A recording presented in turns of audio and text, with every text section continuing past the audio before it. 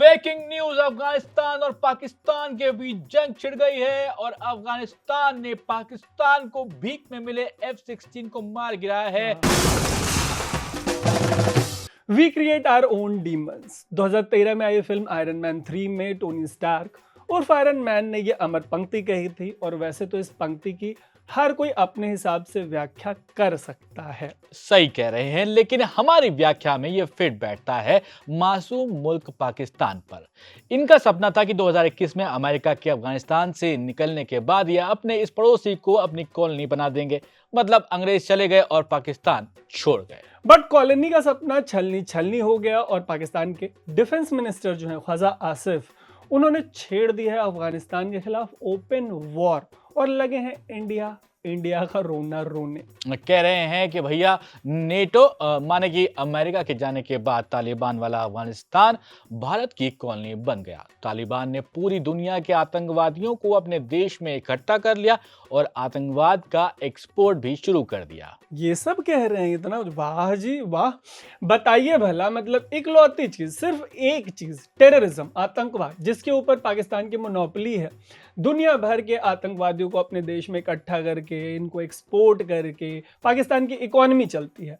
अफगानिस्तान वाले अगर सच में ऐसा कर रहे हैं तो पाकिस्तान की जीडीपी पर, उनकी इकोनॉमी पर ये अफगानिस्तान का सीधा हमला है। वैसे अगर अफगानिस्तान वाले ऐसा हमला कर रहे हैं तो आसिफ इस पे और क्या क्या कह रहे हैं? तो वो कह रहे हैं कि इस्लाम में महिलाओं को जो अधिकार मिला है तालिबान वो छीन रहा है। देखिए, इस्लाम और महिला अधिकारों की बात एक सांस में अगर कह रहे हैं वो तो आसिया बीवी का एक मामला था, उसको रिविजिट करना चाहिए। अपने साथ काम करने वालों को बस जूठा पानी पिलाने की वजह से आसिया के ऊपर वाले का अपमान जो है उसका एलिगेशन लगा दिया गया, फिर इनकी ज़िंदगी बर्बाद कर दी गई। इसे लेकर पाकिस्तान में ब्लास्फेमी जैसा एक पूरा लॉ है, कानून।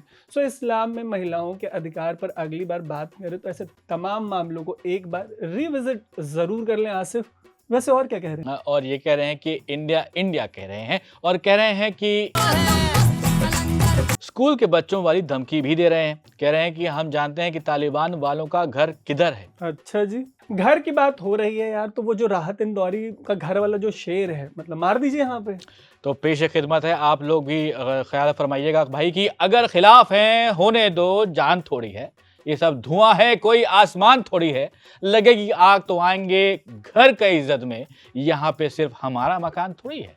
सो बेसिकली कवि ये कहना चाहता है कि जब आप अपने पड़ोसी के घर में आग लगाने के लिए लश्कर ए तैयबा और जैश ए मोहम्मद और न जाने कौन कौन से सांप पालते हैं, तो कई बार ये सांप आपको भी पीछे से डस लेते हैं। तो सांपों पर अपनी कविता कहते हुए 2011 में तब की अमेरिका की secretary of state Hillary Clinton ने कहा था कि अगर आप अपने आंगन में ही सांप पालेंगे तो जरूरी नहीं है कि वो सिर्फ पड़ोसी को ही पीछे से डसेगा।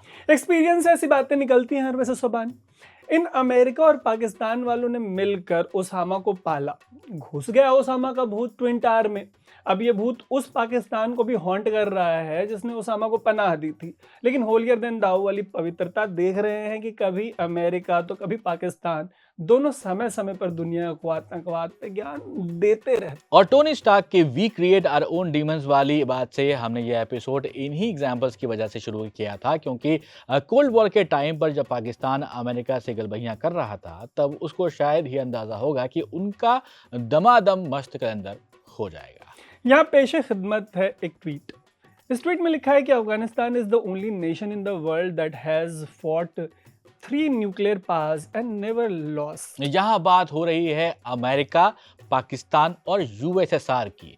ताज़ा वॉर पाकिस्तान के साथ चल रही है जिसमें कि पाकिस्तान मुंह की खाएगा ऐसा माना जा रहा है। इसके पहले अमेरिका और यूएसएसआर मुंह की खा चुका है ऑलरेडी। अमेरिका उल्टे पांव अफगानिस्तान छोड़ के भागा। कुछ यही हाल 1979 में अफगानिस्तान में घुसे यूएसएसआर, तब रशिया यूएसएसआर हुआ करता था, उनका हुआ।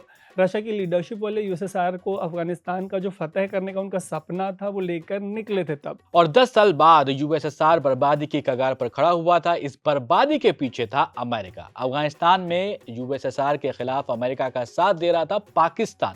In the name of Islam Pakistan ने अमेरिका के लिए जिन मुजाहिदीनों को खड़ा किया वही बाद में जाकर लश्कर से तालिबान तक न जाने क्या क्या बन गए बताइए यार। तब पाकिस्तान पाकिस्तानियों को आ रहा था मजा इस बात का कि उनको लग रहा था कि एक बार यूएसएसआर हार जाए फिर इंडिया वालों से लेंगे मजे।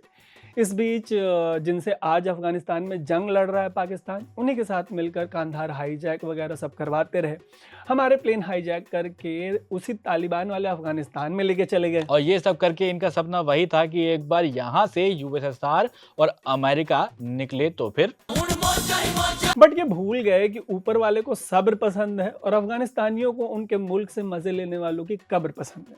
सो बेसिकली रशिया अमेरिका इनसे हारी है और अब पाकिस्तानियों की बारी है। और कब्र वही तालिबान वाले खोदेंगे जो इन पाकिस्तानियों की देन है। सो बेसिकली जो हमने शुरू में कहा था कि we create our own demons, so hence proved LHS is equals to RHS। यार ये LHS RHS से तो एकदम जो UPSC वाली जो फीलिंग होती है गदगदा गया। एग्जैक्टली। सो बेसिकली हुआ ये है कि भैया UPSC वाले अमेरिका ईरान वॉर की तैयारी कर रहे थे, लेकिन अचानक से आउट ऑफ सिलेबस आ गया पाकिस्तान और अफगानिस्तान वॉर।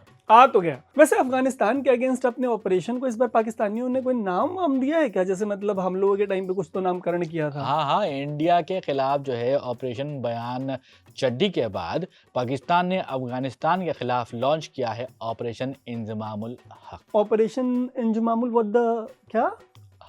हक व्हाट द हक। ओके, बाकी चलिए इधर चलते हैं। इनको देखिए, अमेरिकी पॉलिटिशियन है इल्हान उमर। हिंदी में बताइएगा सोबान कि इन्होंने अपने लेटेस्ट ट्वीट में लिखा क्या है। ये लिख रही हैं कि अमेरिका ने इराक पर रमज़ान के दौरान हमला किया था और ये जानकर घिन आती है कि रमज़ान में ही ईरान पर हमले की बातें हो रही हैं। ये कहती हैं कि ऐसा लगता है कि अमेरिका को रमज़ान में मुस्लिम देशों पर हमला करना ही पसंद है और इन्हें लगता है कि यह अंतर्राष्ट्रीय कानून के उल्लंघन से ज़्यादा उनके धर्म से जुड़ा हुआ मुद्दा बना दिया गया है। बट कुछ और लगता है यहाँ पे कि ईरान के मुसलमानों को लेकर चिंतित इल्हान उमर ने शायद दुनिया का नक्शा ठीक से नहीं देखा।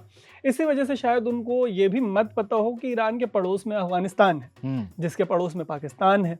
तो ये जो रमजान के महीने में ये मुसलमानों के जान लेने का सिलसिला है, उस पर बात थोड़ी आगे बढ़नी चाहिए। क्योंकि लास्ट वीक चेक्ड इल्हान का पाकिस्तान अफगानिस्तान इशू पर कोई पब्लिक ओपिनियन देखने को नहीं मिला था। इल्हान के ही अमेरिका में बेस्ड UN के 26 फरवरी के ट्वीट के बारे में भी बात करनी चाहिए। बहुत ज़रूरी मुद्दा उठाया है। वहाँ पे कहा गया है कि अफगानिस्तान में महिलाओं को extreme gender based discrimination face करना पड़ रहा है। जिस अमेरिका में UN का हेडक्वार्टर है, वहाँ के राष्ट्रपति ट्रंप पर 13 साल की बच्ची के यौन उत्पीड़न का आरोप भी लगा हुआ है। लेकिन चलिए, ठीक बात है कि UN कहीं की महिलाओं के अधिकार की बात तो कर रहा है। सही बात है। यहाँ अफगानिस्तान पाकिस्तान वॉर से हम लोग आ गए यार एप्स्टीन पर। थोड़ा मतलब मेरे को लगता है गियर शिफ्ट करना चाहिए क्या? हाँ, तो बिल्कुल करना चाहिए। तो जाते जाते आपको एक गंभीर ट्वीट दिखा देते हैं। इसमें लिखा है कि अफगानिस्तान पर हमेशा मजबूत इकोनॉमी वाले ऐसे सुपर पावर्स ने हमला किया है जो बाद में दिवालिया हो गए। और इसी में आगे लिखा है कि ये इतिहास में पहला मौका है जब पहले से दिवालिया एक देश ने अफगानिस्तान के खिलाफ ओपन वॉर छेड़ दी है। और अब जाते जाते हम पूरी उम्मीद जताते हैं कि जो अफगानी हैं वो पाकिस्तानियों का कर देंगे। तो इसी के साथ जाते जाते हमारी एक छोटी सी रिक्वेस्ट है कि कमेंट बॉक्स में ज़रूर बताइए कि जो अफगानिस्तान पाकिस्तान वॉर है उसमें पाकिस्तानियों का कितना ज़बरदस्त दमादम मस्त कलंदर होने वाला है। अभी के लिए लेते हैं अलविदा। मेरा नाम है तारू। मेरा नाम है सोबान और आप देख रहे थे द न्यूज़ न्यूज़ लॉन्डे।